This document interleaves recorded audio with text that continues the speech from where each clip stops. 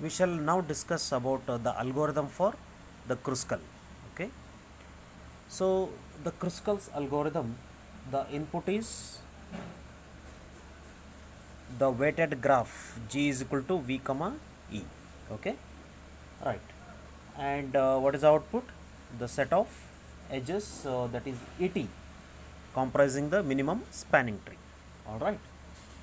So as we know, the very first step is sort E, the edges, right, in non decreasing order or increasing order. I mean, the non decreasing order of their weights. Of their weights. The very first step is we have to sort the edges in non decreasing order of the weights. So, W E I1, I mean, this is the first edge. So the first edge, I mean, less than or equal to W E I E. Okay, if there are 5 edges, so 1 2 3 4 5. Okay, so according to their edges we have to sort. Next, so as we said, output is a set of edges. Let us first initialize that ET into null, and we shall have one more counter, call it as E counter, and initialize it to 0. Okay, so this counter is the one that keeps track of the iterations. Okay, so we shall also keep track of k. So this is about the size of tree edges, and this is for the number of processed edges.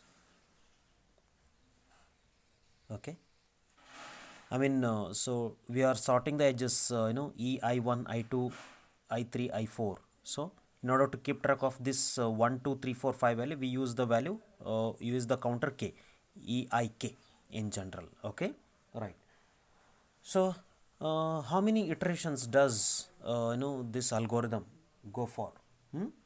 So if there are 5 vertices, then how many edges we have to include? 4 edges, isn't it? Therefore, the iterations are iteration 0, 1, 2, 3, isn't it? Therefore, I will start the E counter with 0.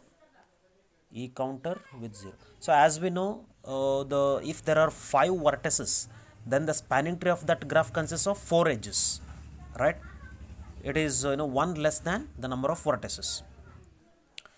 So in this case, we have the algorithm should run for 1 2 3 4 iterations.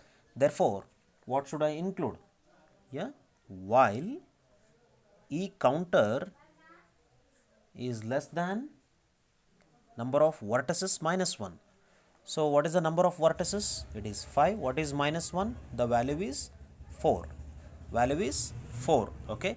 So E counter I am initializing to 0. So it runs for the value 0, 1, 2, 3. So for the value 4, 4 less than 4, condition fails.